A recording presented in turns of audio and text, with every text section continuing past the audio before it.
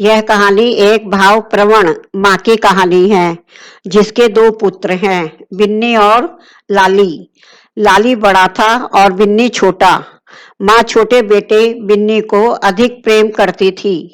वह बिन्नी के पास रहती है। बिन्नी एक अत्यंत लापरवाह लड़का है। कई कई दिन तक घर नहीं आता है।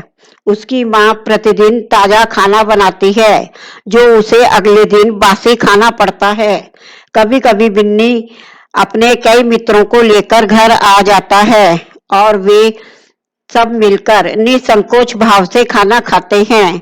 कभी कभी बिन्नी की माँ के लिए कुछ भी शेष नहीं रहता और वह भूखी ही रह जाती है। वह कभी कभी बहुत दुखी हो जाती है, किंतु उसे खुश होते भी देर नहीं लगती थी। बिन्नी इतना बड़ा होकर भी जब तब उससे बच्चों की तरह लाड प्यार करने लगता था। कभी उसकी गोद में सिर रखकर लेट जाता, कभी उसके घुटनों से गाल सहराने लगता। ऐसे क्षणों में उसका हृदय पिघल जाता और वह उसके बालों पर हाथ फेरती हुई उसे छाती से लगा लेती। एक दिन बचन के बड़े लड़के लाली का पत्र आया। बिन्नी ने पत्र को पढ़कर सुनाया। पत्र में बड़े भैया लाली की बीमारी का उल्लेख था। पत्र में लिखा कि लाली का ब्लड प्रेशर फिर बढ़ गया। भैया ने माँ को बुलाने के लिए लिखा था। माँ का हृदय बड़े पुत्र के स्वास्थ्य की बात सुनकर दुखी हो गया। माँ ने शीघ्र ही लाली के घर जाने का निश्चय किया। महीने के आखिरी दिन थे। बिन्नी के पास माँ को भेजने के लिए किराया भी नहीं था।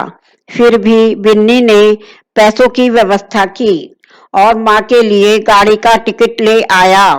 वह अपने साथ अपने मित्र शशि को भी लेकर आया था।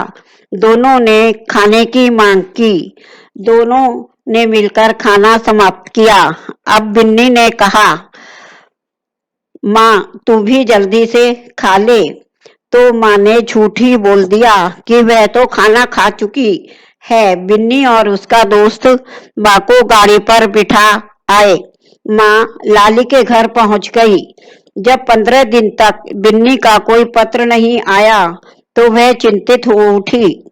लाली के घर पर भी माँ को लाली के स्वास्थ्य की पूरी चिंता रहती। वह बहू को नाना प्रकार के उपचार सुझाती थी। उसे बार बार यह ख्याल होता था कि लाली अत्यधिक परिश्रम करता है और उसे पौष्टिक आहार नहीं मिलता है।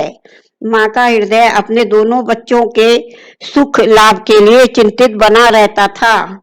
यद्यपि लाली के यहाँ नौकर चाकर थे, करने धरने को कोई विशेष काम नहीं था, किंतु माँ इस निष्क्रियता से भी ऊब गई थी।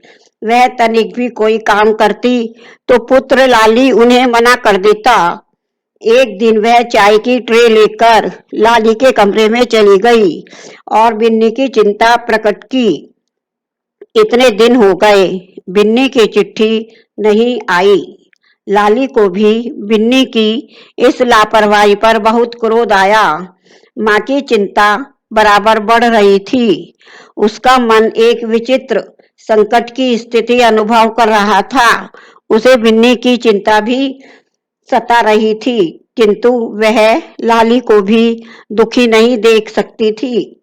वह लाली को अप्रसन्न करके बिन्नी के यहाँ नहीं जाना चाहती थी। लाली माँ के मन की दुविधा को समझ गया।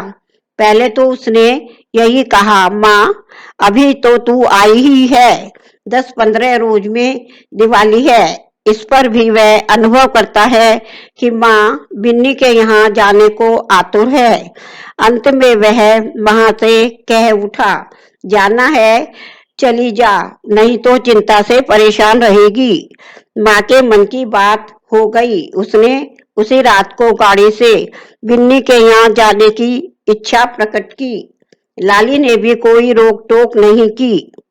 जाते जाते भी माँ का हृदय दुविधा में फंसा हुआ था। बिन्नी के यहाँ जाते समय उसका मन लाली के बारे में चिंतित हो उठा था। जाते जाते वह लाली से कहने लगी, तेरी तबीयत की चिंता रहेगी, तू चिट्ठी लिखता रहेगा ना।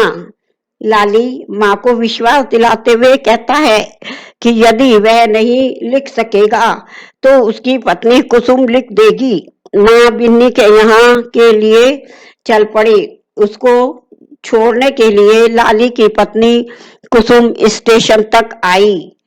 गाड़ी के छूटते छूटते भी वह कुसुम को नाना प्रकार की सीख देती रही। तुम लाली की तबीयत का पता देती रहना, रात को उसे देर देर तक न पड़ने देना और उससे कहना कि वह सिर में बादाम रोगन लगवा लिया करे।